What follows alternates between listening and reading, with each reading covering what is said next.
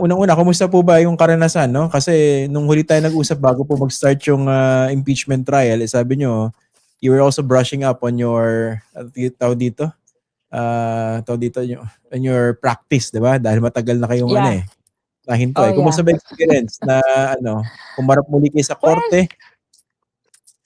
Well, it's not far from an ordinary court proceeding, no? Of course, the judge is always the one who is the most powerful inside the courtroom. But nevertheless, I was speaking to Congressman Joel Chua just a while ago, no. I really took the courage to be the first public prosecutor to do the direct para maramdaman ko how it is at nang mag-guide ko din yung mga susunod na house members who will be doing the same thing, no? Meron, And I realized kaya naman, kaya. It's mm, manageable kahit apparently matagal na kaming wala sa litigation. mm. It's preparation. It's preparation is the key. Ako, personal observation ko yung kahapon tsaka ngayon, para mas relax kayo kanina. Kahapon para may konting, kumbaga, ring rust. Tama ba? Because it's been a long time na hindi Oo. ako nagdi-direct, no? So, kailan pa ba? Matagal na eh. Kahit nung hindi pa hukong, medyo kasi full-time na ako sa husband ko who was a mayor, no? Even before I became a congresswoman. Kaya talagang everything was a first time for me Okay. yesterday and today. But the good thing Okay. about it, I realize it's manageable. Preparation is still the key. And certainly, I will be helping my fellow public prosecutors do their preparation for their respective witnesses. Okay, so last witness po ng prosecution sa Article 4, si NBI Director Melvin Matibag. Nilatag niyo po yung objectives niyo kahapon eh, no? Mhm. Sa tingin niyo po ba na-achieve niyo yun? Especially yung pong pagtatahi nung buong kwento, nung investigasyon, kung bakit seryoso yung pagbabanta ng Vice Presidente. Okay, so without dwelling on the merits, no? What I can say, Christian, is ang main testimony ni NBI director is the investigation that they conducted. That the threat constitute threat to national security already. And as far as that point is concerned, we were successful because we were able to establish what needs to be established. Yung mga sinabi kong purposes kahapon, I am satisfied that Melvin or Director Matibag was able to establish all of them. Saan kayo mas nahirapan? Doon sa pag-cross nung defense at pag-object sa inyong direct examination? O doon sa cross-examination ng ilang senator judges na nagpapanggap na nagmamanifest?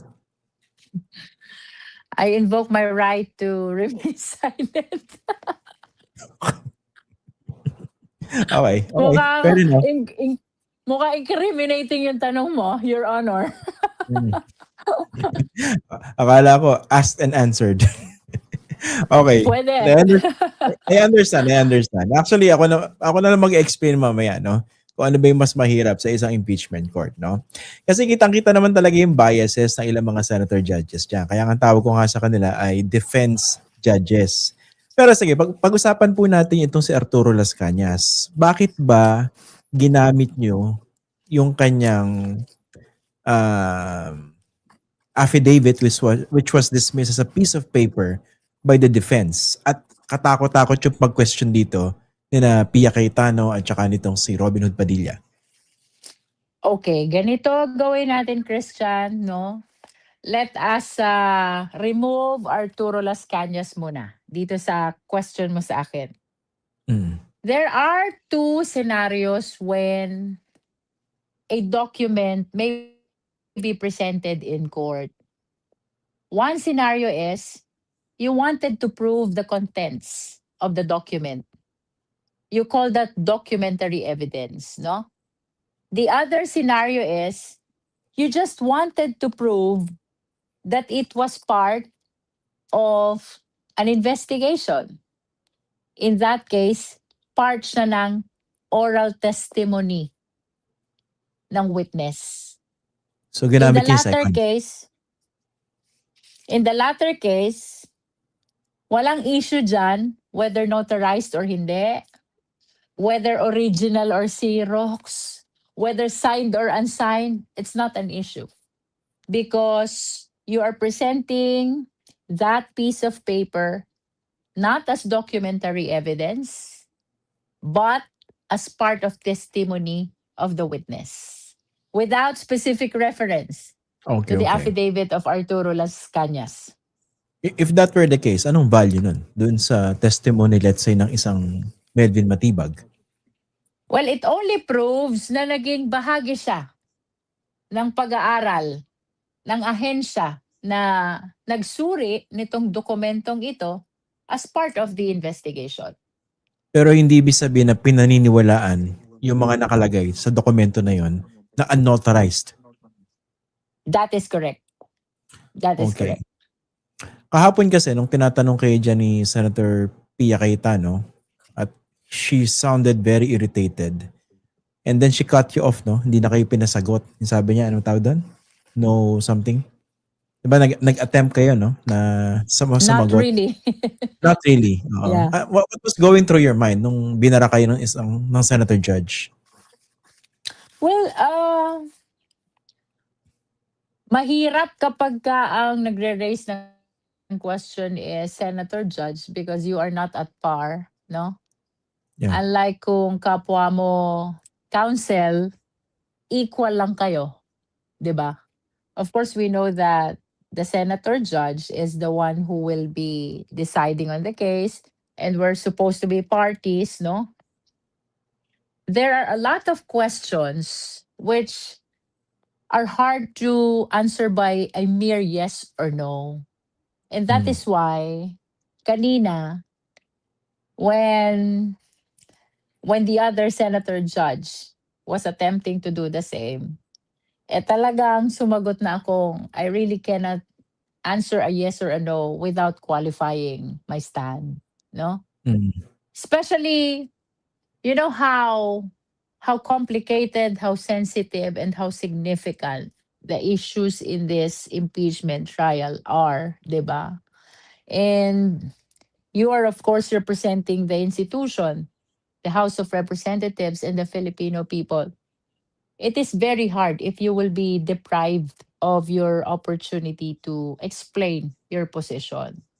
And that is why I resolve that I will not really allow myself to be confronted with similar question where I will not be allowed to qualify, explain, or justify my position. Because yeah, because as one of the public prosecutor, no, hindi naman interest namin to eh. We are representing the interest of the Filipino people. And we really have to explain our position because the people have the right to know kung ano bang stand ng mga prosecutors na kumakatawan sa amin. And not only that, this is too significant to make the questions answerable merely by a yes or a no. Okay, kanina natanong po kayo ng isang senator judge, and to me this was a very brilliant question. Talagang hitik sa katalinuhan. Nung sinabihan kayo na dapat daw ay, hindi pala tanong to, no? Sinabihan kayo na dapat yung prosecution hindi one-sided. Medyo muntik ako mahulog sa kinaupuan ko po kanina, no? Kasi sabi ko, I don't even know where to begin, no? Pakipaliwanag na lang po kung bakit. By its very nature, yung prosecution ay one-sided. The same with the defense, one-sided din sila. At kung merong hindi dapat one-sided dito, yung senator judges yun. Sorry, medyo sumakit po yung bangs ko kanina eh. pinagpawisan ng malamig. Sobrang This is talino. just no, with all due respect to those who believe otherwise, no. But for the understanding of our beloved countrymen, no. Lahat po ng kaso are considered as adversarial. Kaya po adversarial, merong magkalaban, which in this case is the prosecution and the defense, no.